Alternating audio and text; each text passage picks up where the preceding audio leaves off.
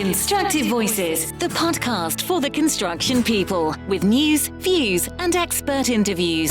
Hello and welcome to Constructive Voices. I'm Steve Randall. On this episode, we're talking about cavity wall insulation. Now, it may not be something that's sexy, it may not be something you've thought about recently, but there's a problem in a lot of areas and in a lot of properties, and it could, in fact, be a national scandal. Let's find out more from our guest. Hi, my name's Damian Mercer. I'm the owner and director of Cavity Extraction Limited. Brilliant. Well, welcome to Constructive Voices, Damian. I'm sure most of our audience are well aware of cavity wall insulation, but just to give us a brief overview, what is it? Cavity wall insulation is the insulating of a property to reduce your carbon footprint. The retrofit side of cavity wall insulation is where it's pumped in after the building has been built. When you're getting a new build and they're insulated, they are built in situ, so that there's usually a gap between the insulation, and with a retrofit, it is a full fill cavity system. And we're talking particularly today about the implications of failed cavity wall insulation. How common is this, and what sort of things happen when this fails? Retrofit cavity wall insulation is failing at an alarming rate to me. You know, my business has been going 10 years and we've seen it grow year on year since it started. We extract from private and commercial situations like housing associations and people like that.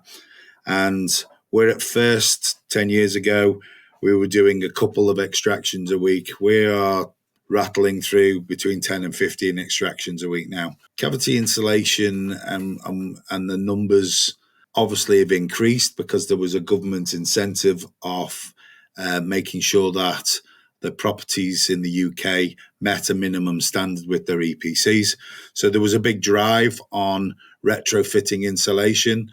And, you know, I think the last count, it was somewhere between 14.5 million properties on the UK mainland have been installed with cavity wall insulation. So we're talking big numbers. When things go wrong, there are impacts financially, environmentally, health. I mean, all of these things are impacted. So what happens? The usual thing is you will notice that there's mould or damp appearing on some of the walls, in particular in the winter months. When you're trying to keep inside your property at 19 degrees and it's -2 outside, somewhere between -2 and 19 degrees is zero. This is the dew point. And if you have failed cavity wall insulation, it'll either fail on material in the cavity or a cold spot within the retrofitted installed cavity itself. And then when you get a dew point forming, it wets the insulation. The insulation gets wet, in turn, it wets the internal or increases the moisture value of the internal envelope of the property. And that causes a breeding ground for damp and in turn mould. And then the health implications that can follow that type of process, from anything from asthma, skin conditions, to increases of COPD and things like that. And do you think this problem with failed cavity wall insulation is often misdiagnosed, particularly by landlords? If they don't bring somebody in, they might just assume that maybe an extractor fan here and there will fix it, or that maybe the seals have gone on the double glazing, and if they just sorted that out, it would be a fix. And actually, it's something more serious that they need to look at. Yeah, a lot of properties that we go to, you know, somebody has said, this will be your extractor fan, or you haven't got an extractor fan, or you haven't opened your window, or you haven't got enough ventilation. Surely, as a government, we should have investigated the processes of retrofit insulation, in particular cavity insulation, and what would the impact of that product be on the housing stock of the UK. Now, what we tend to find is when people misdiagnose, and they do all the time, damp proofers will say, oh, you've got rising damp, and we'll come in and we'll hack off 900 high all the way around the bottom of your house and and we'll give you a chemical injection and then replaster it. That's just like a sticking plaster over the problem. The real cause is you have to look for that causation.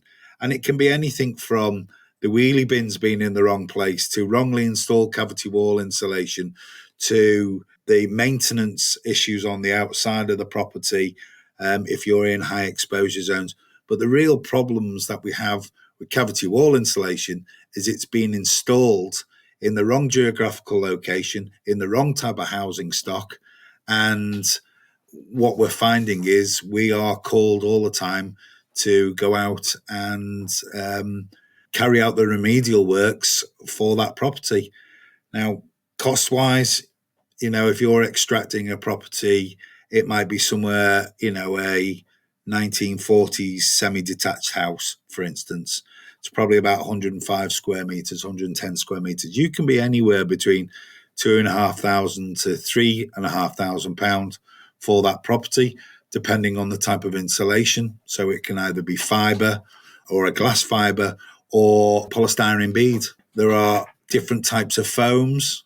There's one that's been quite prevalent in the press recently with the SSB law claims, where they have used urethane foam, which is hard foam that goes off inside cavities. And the only way to remove it really is to drop the front elevation. And then the real old ones from 25 years plus, you will come across something called urea formaldehyde, which is a white foam. That is easier to get rid of because it actually breaks up when you put the airlines and whips in there, as long as you have a good access point for removing it with the vacuum as well. It's really straightforward. But, there is a problem with cavity wall insulation, and I think it comes down to housing stock, but it also comes down to government policies with reducing carbon footprint. And some companies are more interested in how much carbon they can harvest from your house rather than reducing your heating bill. And then in turn, if it's the wrong product, it will cost you more because you get a wet envelope around the outside of your property. And when you've got a wet envelope, it's harder to heat. It's the same analogy as if we went for a swim on the beach. Once you've been in the sea, you would come back out. There's no point in putting a wet blanket around you because you're never going to warm up. You warm up when you put a dry blanket or a dry towel around you. And it's the same. It's exactly the same process. If you've got wet cavity insulation around your house, the first thing you have to do is warm up those walls, which are damp or have wet cavity insulation in first. And then you will feel the benefit of trying to heat it. But as soon as that heating clicks off in the evening and the heat starts to be pulled out of your house at a rapid rate, you will notice straight away that you've got a problem. A dry envelope with no insulation actually performs better than a property with failed cavity wall insulation. Now, we've seen situations change with materials that are used. So the one that always comes up is asbestos. We wouldn't use that these days. I know some countries still do. And then there are situations like the rack scandal, which, of course, affected many, many buildings, schools, hospitals, and that became a big national scandal. Are we talking about this in terms of just the wrong materials used at the time, or with hindsight there were the wrong materials, or are we in scandal territory with this, do you think? My personal feeling is it's a little bit of both. I think when the governments in 1992, when they signed up to the original Kyoto Agreement, which is the agreement looking at reducing carbon footprint, I think that whole idea was how we're going to do that. And because we've signed up to it, there was probably a little bit of panic because that was put onto the to reduce carbon footprint was put onto the energy companies. And how are they going to do it? Well, let's use cavity wall insulation. Let's insulate inside that void. Is it the right thing or the wrong thing? I think in some situations, cavity wall insulation can be an absolute asset to your property. But if you are in a exposure zone 4, so Cumbria, most of Lancashire coast, Welsh coast, going down or anything on the western approaches side of the country, you are in a risk area for wind-driven rain. Wind-driven rain and retrofit cavity wall insulation doesn't really go hand in hand. And I think that has been sort of overlooked by a lot of these companies. They were more interested in harvesting the carbon rather than insulating the properties. So then, what would be the solution? The solution is to take it out and rethink and look at the retrofit world needs to look at houses not on a postcode scale, but on an individual basis. And over recent years, we've started to go down that route. They have adopted new methods of installing better products, and it's now policed a little better. But previously, the guarantee companies didn't police these installs, these companies that set up as an installer and have now disappeared. They've only disappeared because they're reducing their liability. Is it a scandal? I think now it is, because the last 10 years, we have told people about failed cavity insulation and the problems that it has. And, at first it was poo-pooed. People didn't really, we don't believe that. Now they can see the problems that are caused by it. Housing associations are removing this product and looking for better products now to reduce their carbon footprint. Bearing in mind, the housing association properties are looking to get a EPC rating of C or better. And how they're doing that, they are looking, one, to improve the comfort of their clients' housing, but also improving the housing stock. And they might look at external wall insulation. All these type of retrofits can be good in certain situations, but when they were not policed like they were previously, there's problems. I was down in Westminster just recently speaking to MPs about failed cavity wall insulation, and we when they were asking me sort of the scales of this, if we're looking at 14.5 million, which I think it's actually more, I think it's probably close to 15.5 million now. If that is that figure, and then there was a independent study carried out by the BBA CIT over in Northern Ireland, where they investigated the housing stock of Northern Ireland. And that report was an independent body that looked at it, and they came up with a figure of 75% of the housing stock in Northern Ireland was either failed, or incorrectly installed. Wow. So those three bodies, if you transferred that over to the UK, which there is a correlation between the type of housing stock in Northern Ireland and what we have over here, 75% of 14.5 million quid is an awful lot of homes.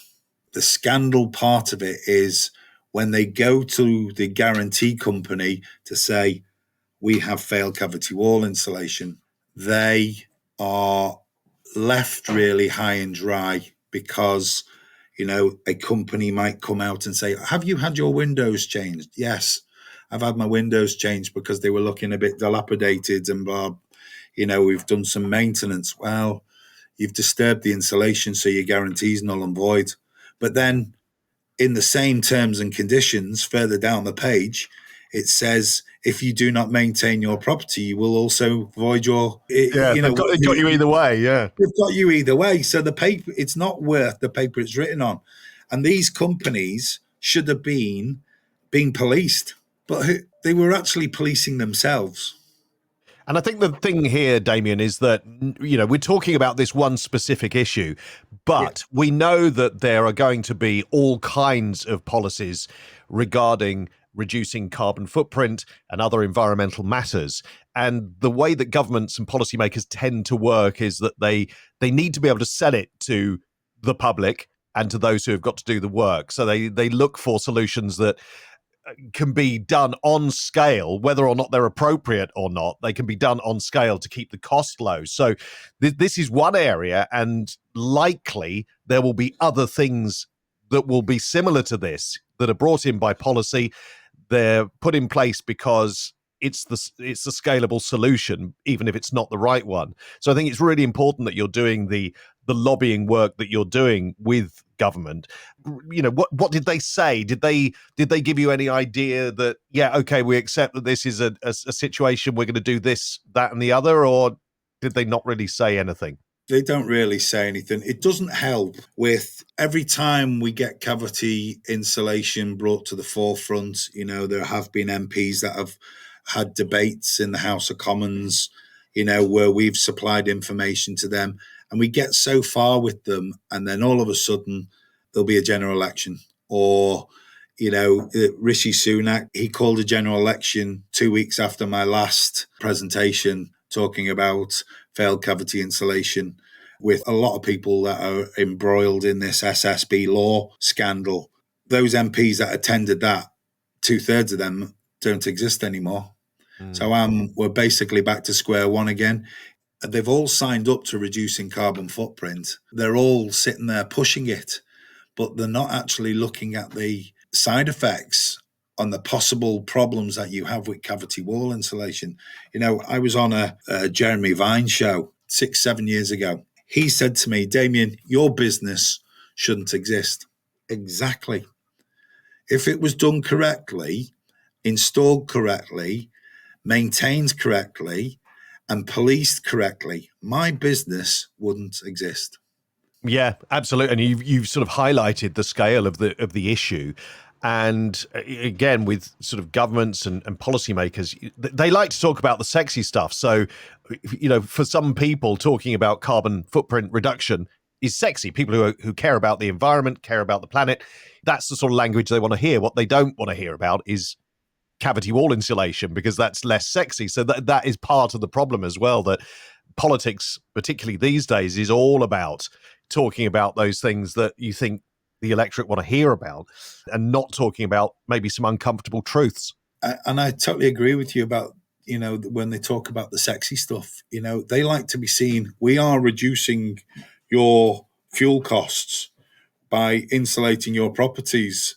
What they seem to forget is the people that they are insulating housing to, like people are in fuel poverty. They can't afford to maintain those properties. So, if they get a little bit extra money in their pocket because their bills at the beginning have been reduced, they're going to spend that on things that they need, that they've been missing out on previously. That money will be respent. They're not going to put that money into a bank account and go, oh, in 5 years' time, we'll have to repoint that wall. That money doesn't go. It doesn't work like that in the real world. And when the maintenance of the property then starts to fail, you then have the problems of the ingress failing the insulation. And we enter this a never-ending circle of chasing your tail again. Cavity insulation, when it goes wrong, it goes wrong. And there is a cost implication that actually outweighs the saving situation. So when we are looking at fuel poverty, let's go and insulate everybody's house, it's not really the right way forward. I think, it needs to be looked at differently. And I'm all in favor of insulating houses and ventilating houses, because insulation and ventilation should go hand in hand. But it needs to be looked at on its individual basis. And, postcodes or streets, one end of a street can be higher than another end of the street might be in a valley. So you've got high exposure at the top at one end and sheltered at the other. When they say, oh, we'll go and insulate that street there, it's not always the case. You need to look on an individual basis. These people need to be policed. Some government departments where when you insulate a property, your house should have a change of planning on that particular property.